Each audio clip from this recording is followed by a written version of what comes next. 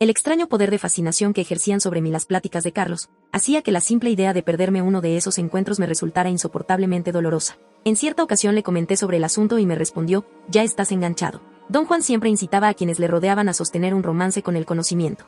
Le pregunté qué quería decir con eso. Es el deseo puro de saber, no sentir apatía, interesarse vivamente con lo que el espíritu viene a contarte, sin esperar nada de ello. Solo el sostener un apasionado romance con el saber puede darnos la fuerza para no echarnos atrás cuando las señales apuntan en dirección a lo desconocido. Cuando su ausencia ya no corresponde a las expectativas humanas, cuando le lleva a situaciones que desafían la razón, entonces se puede decir que un guerrero ha entablado una relación íntima con el conocimiento. Tú has tenido una suerte extraordinaria al silenciar tu mente por un momento y permitir que el poder te señalara. Pero eso no basta. Ahora tienes que ajustarte a su mensaje, para que tu vida sea la vida de un guerrero. En adelante, tu trabajo consistirá en cultivar un vínculo honesto y limpio con el infinito. Segunda parte. Diálogo de guerreros. Saturación conceptual. En cierta ocasión expuse a Carlos lo difícil que me estaba haciendo entender los postulados de la brujería y le pedí algunas definiciones que orientasen un poco mi racionalidad. Pero él me dijo que eso no era posible ni útil, ya que él no vivía en una realidad de consenso ordinario. Ni yo mismo me entiendo, me aseguró con absoluta seriedad. Sostuvo que comprender es fijar nuestra atención en un punto específico desde donde las cosas se pueden explicar. Mientras más aceptado es ese punto por la generalidad de la gente, más verdadero nos parece. Pero el universo no es razonable, su esencia está más allá de toda descripción. La seguridad y el sentido común son como islotes que flotan en un mar sin fondo, a los que nos aferramos únicamente por temor. Si continúas en el sendero del conocimiento, pronto descubrirás que las explicaciones son un placebo, ya que nunca cumplen con lo que prometen. Por cada cosa que nos aclaran, generan una estela de contradicciones. En realidad, nunca entendemos nada. La verdadera enseñanza es física y nos llega después de años de lucha. Tal es la naturaleza de las lecciones del Nahual. Sin embargo, los brujos han comprobado que existe una forma de entender las cosas sin razonarlas, y es llevándolas a la práctica. Una hora de prácticas arrasa con años de explicaciones y produce resultados reales, que se quedan para siempre. A medida que te hagas testigo del poder, la obsesiva presión de tu mente por estar al mando será anulada, y en su lugar renacerá en ti el espíritu infantil de la aventura y el descubrimiento. En ese estado ya no piensas, actúas.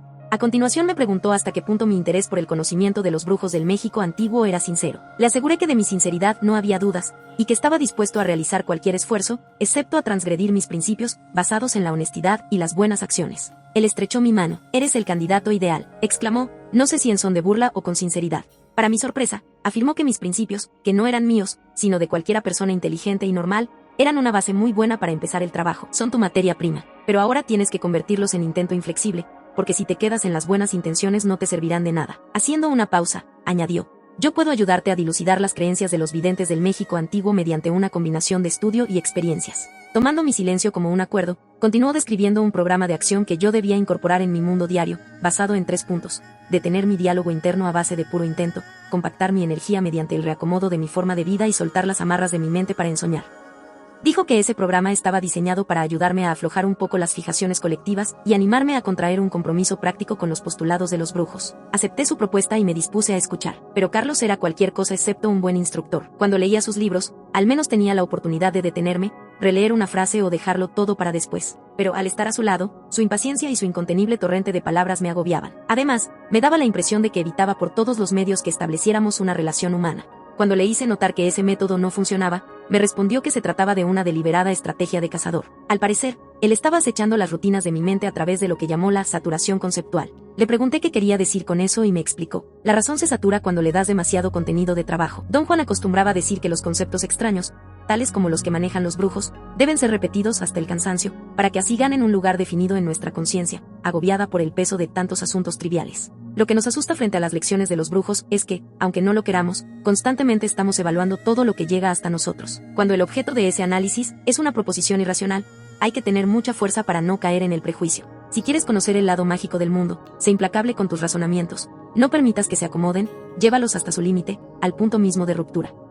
En tales circunstancias, tu mente tendrá solo 2 opciones: imponerse, obligándote a abandonar el aprendizaje, o bien callarse, dejándote en paz. Un inventario de creencias. ¿Cómo va tu recapitulación? Su pregunta me tomó desprevenido. Le respondí que aún no había intentado el ejercicio porque estaba esperando tener condiciones propicias en mi hogar. Me lanzó una mirada muy seria, casi de reproche, y comentó que, para los brujos, la totalidad de un camino se resume en su primer paso. Eso significa que las condiciones ideales son aquí y ahora.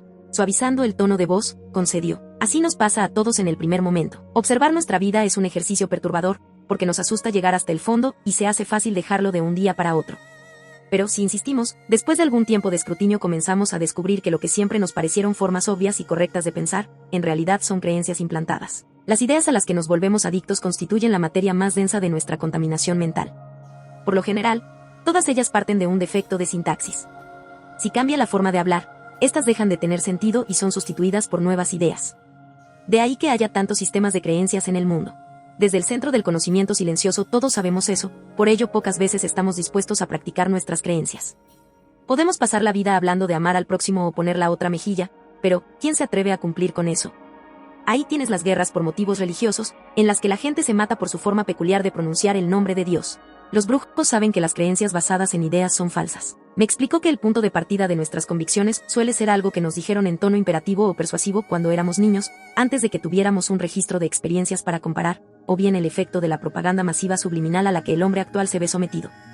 Con frecuencia, suelen provenir de un súbito y profundo arranque emocional, como el que padecen aquellos que se dejan arrastrar por la histeria religiosa. Esa modalidad de creencia es meramente asociativa. Puesto que en el núcleo de cada una de nuestras acciones, costumbres o reacciones se esconde una creencia, entonces la tarea inicial en el camino del conocimiento es hacer un inventario de todas aquellas cosas en que hemos depositado nuestra fe. Me sugirió que dedicase una libreta nueva a ese ejercicio, donde debía apuntar todas mis creencias. Aseguró que esta práctica me serviría para hacerme un mapa de mis motivaciones y apegos. En cada caso, dijo, debes buscar la fuente de tus creencias y analizar cada una de ellas con profundidad. Determina cuándo y por qué surgieron, qué había antes de eso y cómo te sentías, y cuánto ha cambiado tu fe con el paso de los años.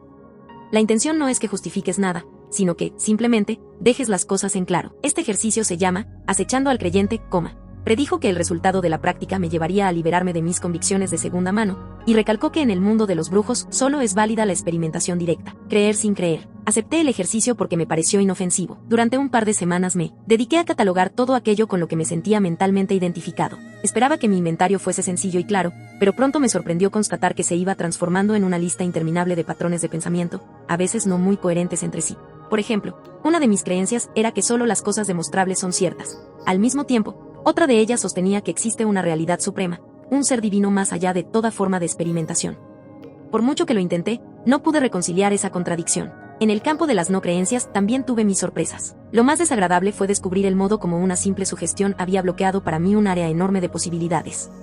Cuando comencé a investigar por qué no me era honestamente posible aceptar las afirmaciones de Carlos respecto a que, a través del sueño, se puede acceder a otros mundos reales y completos, recordé que, cuando era muy pequeño y tenía alguna pesadilla, mi madre solía repetirme el estribillo de un cuento infantil que decía, los sueños, sueños son. Cuando nos volvimos a encontrar le conté superficialmente el resultado de mis pesquisas. Carlos me dijo que era suficiente, que ya había bastante material como para acometer la segunda parte del ejercicio. Entonces me sugirió que seleccionase la más importante de mis creencias, aquella que servía de base a todas las demás, y dejase de creerla por un momento. Así debía hacer con cada una de ellas, según su grado de importancia. Te aseguro que no es difícil, añadió, observando mi rostro de desconcierto. Y sobre todo, no le hace daño a tu fe. Recuerda, es solo un ejercicio. Protesté, con tono resuelto, le dije que la base de mis principios era mi certidumbre de que Dios existe, y que no estaba dispuesto a poner en duda o siquiera analizar ese asunto. No es cierto, gritó, tu convicción más arraigada es que eres pecador y por eso estás justificado. Puedes equivocarte, despilfarrar tu energía, ceder a la ira, la lascivia, los caprichos y el temor. Al fin y al cabo, eres humano, Dios siempre perdona, punto. No te engañes, o escoges tu creencia o ella te escoge a ti. En el primer caso es auténtica, es tu aliada, te sostiene y se deja manipular por tu voluntad.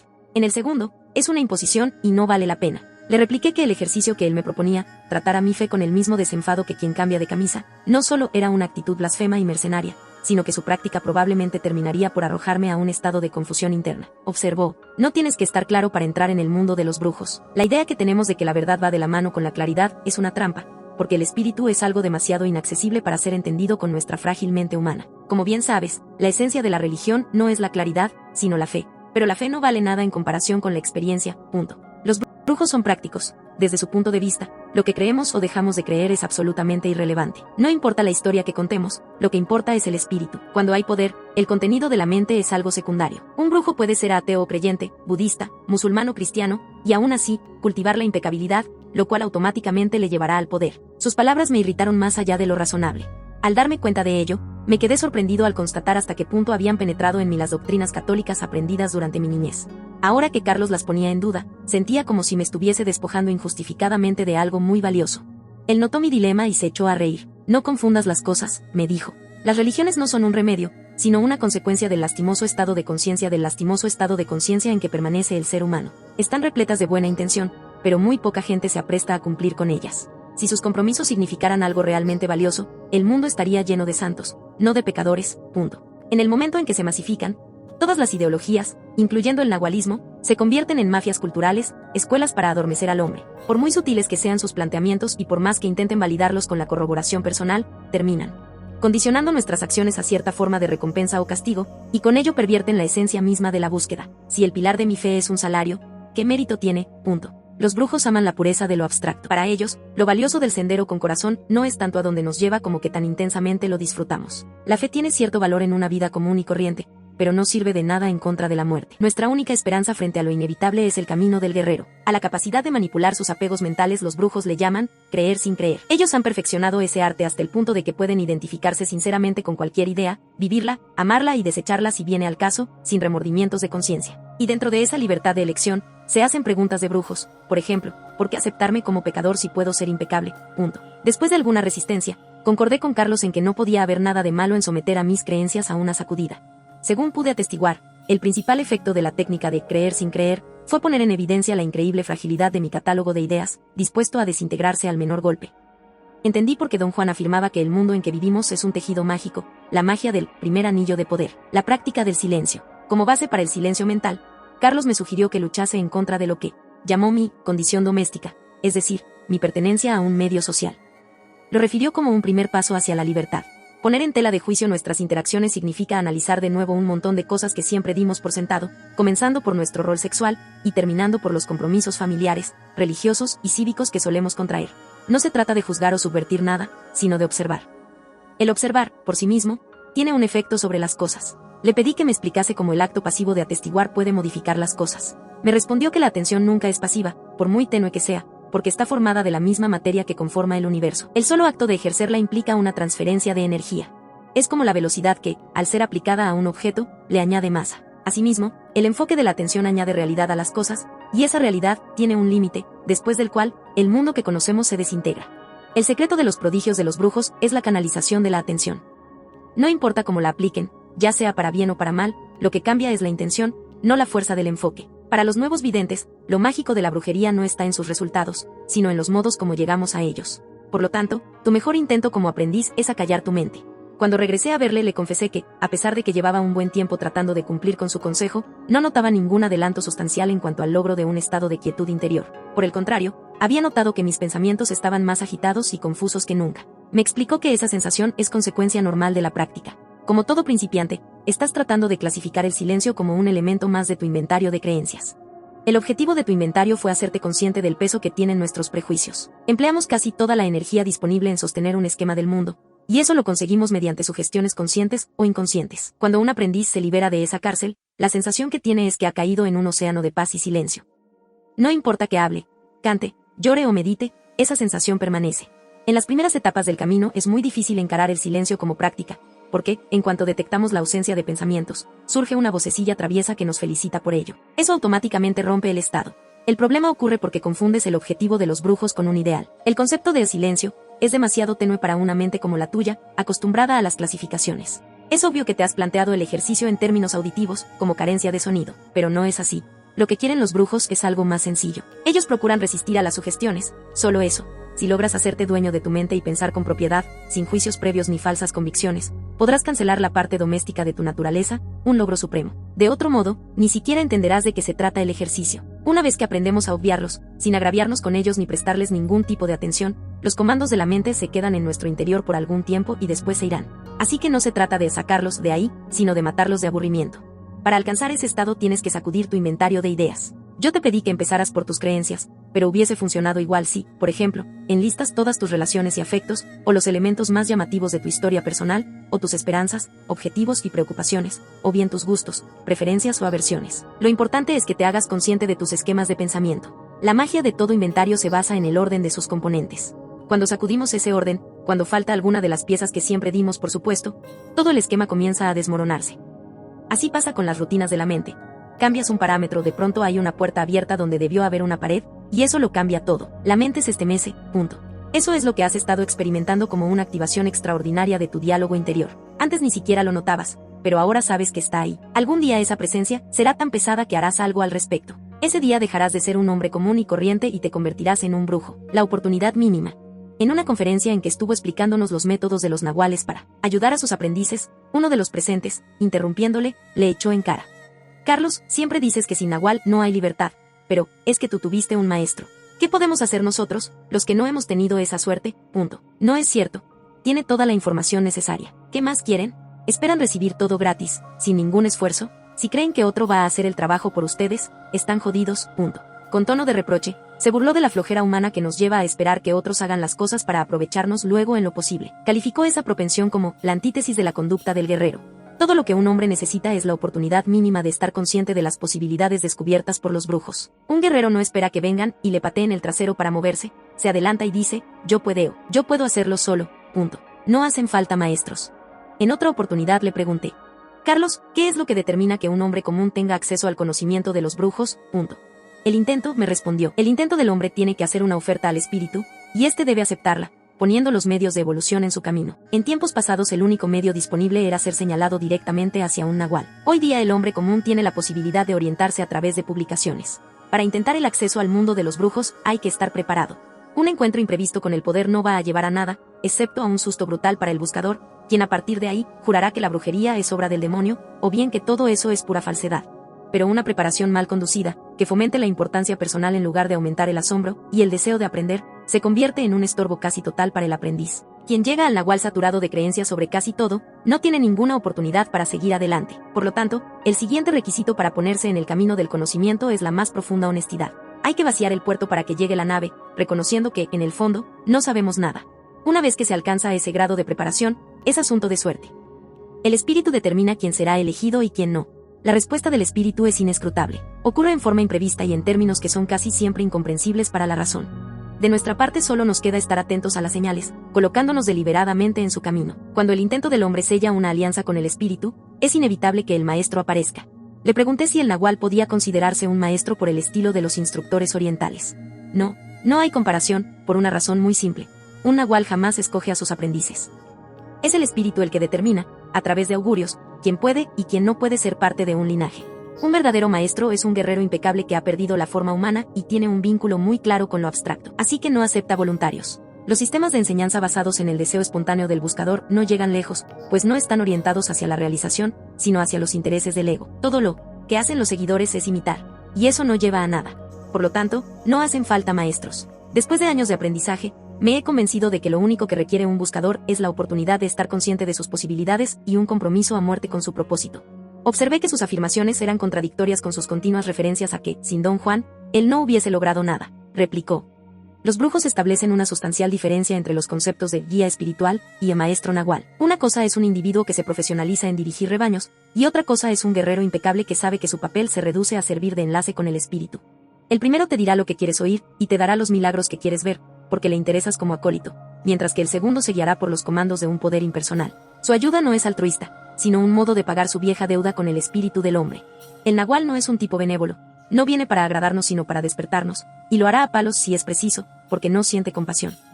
Al intervenir en la vida de su aprendiz, él puede producir una condición de agitación tal en su interior, que su energía latente se pone en acción, conocerse a sí mismo. La conversación versaba sobre la tendencia que tienen los seres humanos de comportarse en forma imitativa, algo que calificó como un asunto de primates. Nuestra gran oportunidad, y al mismo tiempo nuestro desasosiego, es el resquicio de conocimiento silencioso que aún queda dentro de cada uno de nosotros. Por debajo del ruido de la mente, todos tenemos la sensación de que hay algo indefinido, algo que nos lleva a agarrarnos de cualquier cosa que alivie la presión de lo desconocido. Con frecuencia tal sentimiento nos lleva al fanatismo, y siempre hay quienes están dispuestos a lucrar con la fe ajena. Entonces, ¿todos los maestros son unos fraudes? Lo que he visto es que la mayoría de ellos están dormidos como sus seguidores, pero han aprendido a disimularlo. Imagínate un planeta en el que todos los moradores son ciegos. Entre ellos circula el mito de que es posible ver, pero ninguno lo ha verificado. Un día llega uno y dice: yo sí veo, ¿qué pueden hacer los demás? Solo creer o dejar de creer, y siempre habrá quienes conciban esperanzas. No importa que el maestro también sea ciego, le es muy fácil aprovecharse de la situación.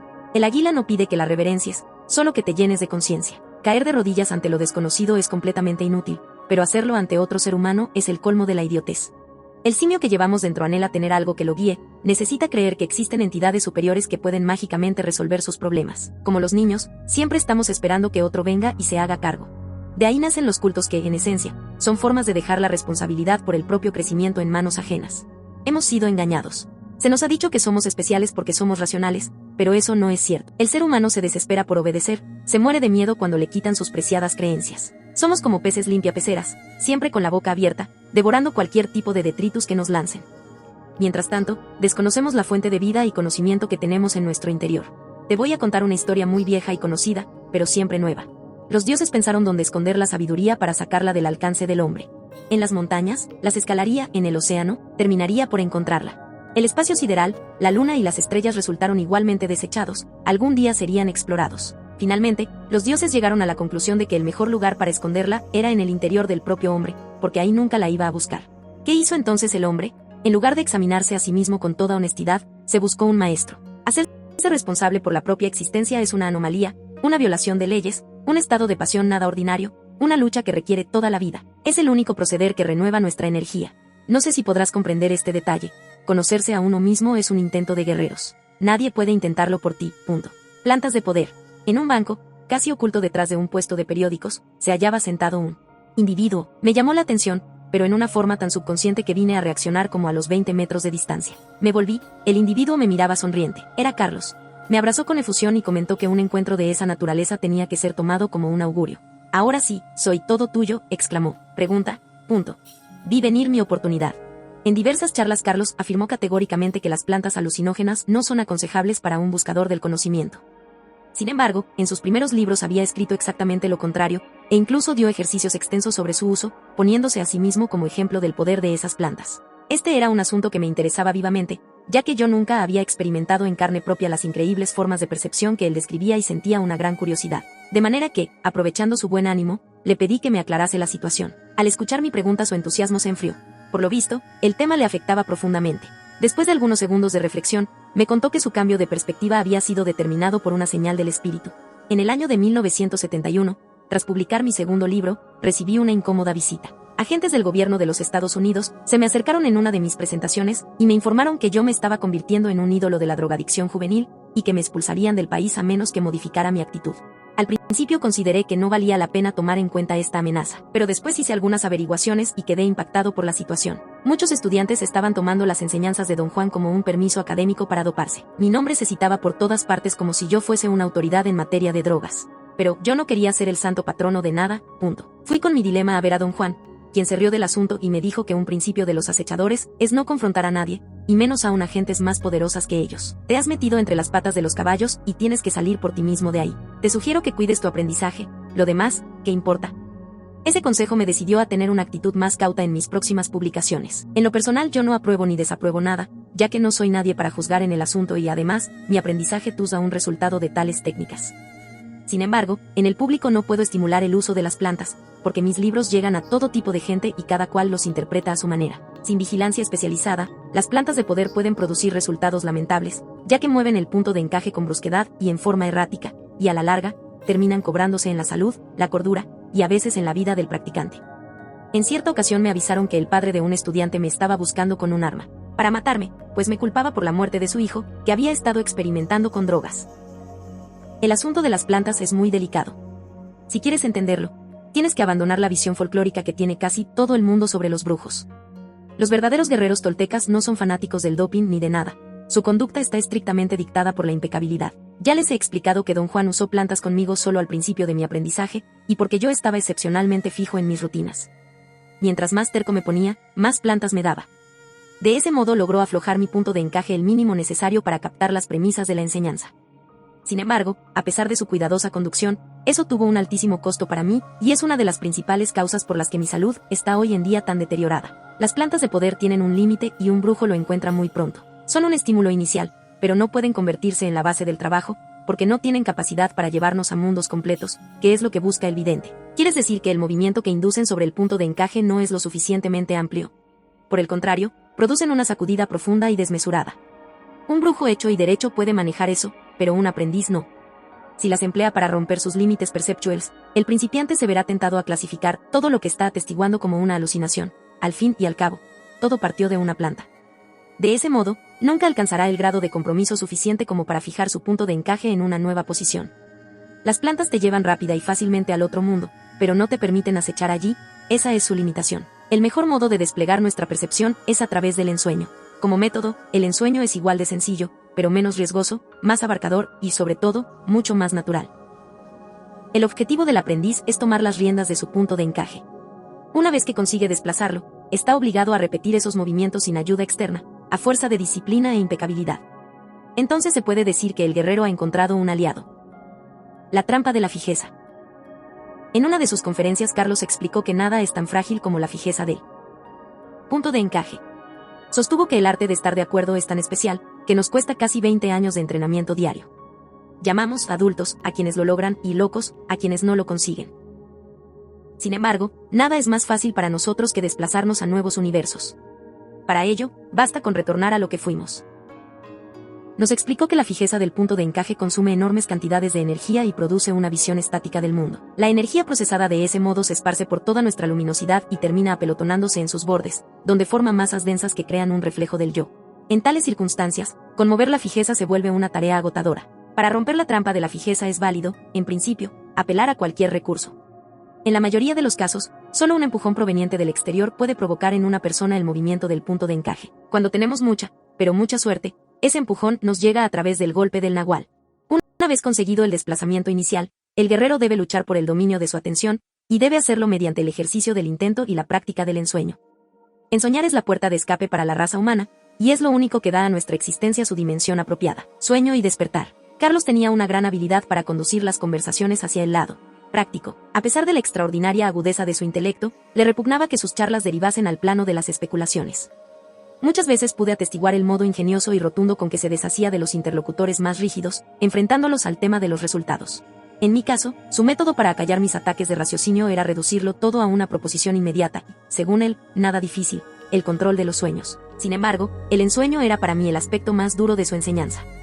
En primer lugar, porque no podía diferenciar entre los conceptos de sueño y ensueño, que para un brujo son completamente diferentes. En segundo, porque la idea de enfrascar mi atención en el dormir, en lugar de hacerlo en el despertar, era contraria a todo lo que había aprendido en mi búsqueda filosófica. Ambas consideraciones, completamente apresuradas, hacían que esquivase el ensueño, sin proponérmelo jamás como una posibilidad auténtica y al alcance de mi mano. Siempre que le escuchaba hablar de ese asunto, me llenaba de aprensión y me justificaba aduciendo para mis adentros que un tópico tan irracional ni siquiera valía la pena analizarlo. Esa tarde me preguntó cómo andaba mi práctica. Le confesé que mis prejuicios me habían impedido enfrentarla con decisión y, por supuesto, no había obtenido ningún resultado positivo. Comentó: quizás no has tenido buena suerte. Mi maestro decía que cada ser humano trae su propensión de nacimiento. No todos somos buenos ensoñadores, algunos tenemos mayor facilidad para el acecho. Lo importante es que insistas. Pero sus palabras no me consolaron. Comencé a explicarle que mi incredulidad parecía más bien consecuencia de algún bloqueo mental implantado en mi más temprana infancia. Él no me dejó terminar. Haciendo un gesto imperativo con la mano, replicó: no has hecho lo suficiente. Si te haces el propósito de no comer o no pronunciar una sola palabra hasta que ensueñes, ya verás lo que pasa. Algo en tu interior se ablanda, el diálogo cede y ¡kabum! Punto. Ten en cuenta que, para ti, ensoñar no es una opción, es algo básico. Si no lo consigues no puedes continuar en el camino.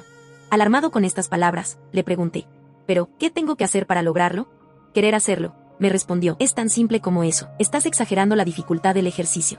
El ensueño está abierto a todo el mundo, pues, en su grado inicial, apenas requiere el mínimo de deliberación que hace falta para aprender a escribir a máquina o a conducir un auto. Le comenté que se me hacía muy difícil entender cómo puede el manejo de los sueños llevarnos al despertar interno. Él observó: te confundes con las palabras. Cuando los brujos hablan de soñar y despertar, esos términos no tienen nada que ver con los estados fisiológicos que tú conoces. Yo no tengo más remedio que usar tu lenguaje, porque de otro modo no me entenderías. Pero si tú no pones de tu parte, dejando de lado los significados cotidianos y tratando de penetrar en el sentido de lo que te digo, entonces nunca vas a salir de tu estado de suspicacia. Solo te puedo garantizar que, una vez que deseches la flojera que te impide enfrentar ese reto y acometas el ensueño directamente, sin titubeos, tu enredo mental se aclarará por sí mismo.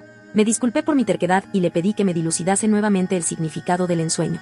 En lugar de enfrascarse en una explicación teórica, que era lo que yo deseaba, Carlos me puso un símil. Imagínate un creyente empedernido, de esos que no pueden hacer nada sin pedirle antes permiso a su Dios. Una vez que se duerme, ¿qué es lo que pasa con sus convicciones? ¿A dónde van? Punto. No supe qué responderle. Él continuó: se apagan, como la llama de una vela al viento. En el sueño no eres dueño de ti.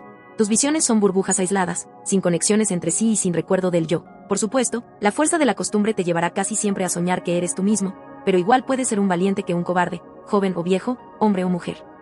En verdad, eres solo un punto de encaje que se mueve al azar, nada personal. Para el hombre común, la diferencia entre estar despiertos y dormir es que en el primer estado su atención fluye con continuidad, y en el segundo, en forma desordenada, pero, en ambas experiencias, el grado de participación de la voluntad es mínimo. La persona despierta ahí, donde siempre, se pone su personalidad como una camisa y sale a cumplir con sus tareas de rutina. Y al dormirse se desconecta de nuevo, porque no sabe que puede hacer otra cosa. La vigilia cotidiana no nos deja lugar para detenernos y preguntarnos si este mundo que estamos percibiendo ahora es tan real como parece. Y lo mismo cabe decir del sueño ordinario. Mientras dura, lo aceptamos como un hecho indiscutible, nunca nos proponemos recordar dentro del sueño alguna orden o acuerdo pactado en la vigilia. Pero existe otro modo de encauzar la atención, y a su resultado ya no podemos llamarle sueño o vigilia, porque parte de un uso deliberado del intento. Lo que ocurre ahí es una toma de conciencia, y da igual que estemos dormidos o despiertos, porque es algo que trasciende ambos estados. Ese es el verdadero despertar, adueñarnos de nuestra atención, punto. La enseñanza tolteca enfatiza el ensueño. No importa cómo se le describa, su resultado es convertir el caos perceptivo de un sueño común en un espacio práctico, donde podemos actuar inteligentemente. Un espacio práctico. Así es. Un ensoñador se recuerda a sí mismo en cualquier circunstancia. Siempre tiene una contraseña a mano, un pacto con su voluntad que le permite alinear en un microsegundo el intento del guerrero. Puede sostener su visión, sea la que sea, y regresar a ella cuantas veces quiera para explorarla y analizarla. Y lo que es mejor, puede darse cita en esa visión con otros guerreros. Eso es lo que los brujos llaman acechar en el ensueño, punto. Esta técnica nos permite proponernos objetivos y dar seguimiento a los actos, tal como lo hacemos en el mundo cotidiano. Podemos resolver problemas y aprender cosas. Lo que aprendes allí es coherente, funciona. Quizás no puedas explicar cómo te llegó ese conocimiento, pero ya no lo olvidas. Le pregunté a qué tipo de conocimiento se refería. Me respondió: la vida se aprende viviéndola. Lo mismo pasa en el sueño, solo que ahí aprendemos a ensoñar. Pero por el camino, se nos pegan a veces otras habilidades. Don Juan, por ejemplo, solía usar su cuerpo de ensueño para buscar tesoros ocultos, cosas enterradas de cuando la guerra. El producto de esas operaciones lo invertía en diversos rubros, como petróleo, plantaciones de tabaco. Debí reflejar en mi rostro un gran asombro mezclado de incredulidad, porque él exclamó: no es tan extraordinario, todos podemos realizar hazañas semejantes, ni siquiera es difícil comprender cómo sucede. Imagina que alguien te enseña un idioma nuevo mientras duermes, el resultado es que aprendes esa lengua y puedes recordarla cuando despiertes. Del mismo modo, si atestiguas algo en ese estado, tal como un objeto perdido o un evento que esté ocurriendo en otro lado, puedes ir y verificarlo después. Si es tal como lo soñaste, entonces fue un ensueño. El aprendizaje dentro del sueño es un recurso muy usado por los brujos. Yo aprendí mucho de plantas en esa forma y aún lo recuerdo todo. No menosprecies tus recursos. Todo lo que el espíritu ha puesto en nosotros tiene un sentido trascendente. Eso significa que los sueños están ahí para ser usados. Si no fuera así, no existirían. Las técnicas que te he descrito no son especulativas, las he comprobado personalmente. El arte del ensueño es mi mensaje a la gente, pero nadie me hace caso, punto. Al percibir el tono de tristeza con que Carlos hizo esta última observación, de pronto se me hizo patente la insoportable timidez de mi imaginación. Durante años, incansablemente, él nos había estimulado para que acrecentásemos nuestra visión, no por un interés egoísta, sino por el placer de transmitirnos su estado superior de conciencia. Y yo, regodeándome en mis creencias de trasmano y mis dudas habituales. Quise solidarizarme con él. Me levanté de la banca con la intención de apretar su mano, agradecido. Estaba a punto de prometerle algo, pero él me detuvo. Mejor no digas nada, no pierdas tu tiempo. Quizá no sea tu destino el ser un brillante guerrero volador, pero no tienes excusa. Como todos, tú también estás espléndidamente habilitado para ensoñar. Si no lo consigues es porque no quieres. La puerta de la percepción. En otra de sus charlas explicó que un determinado estado de conciencia que involucre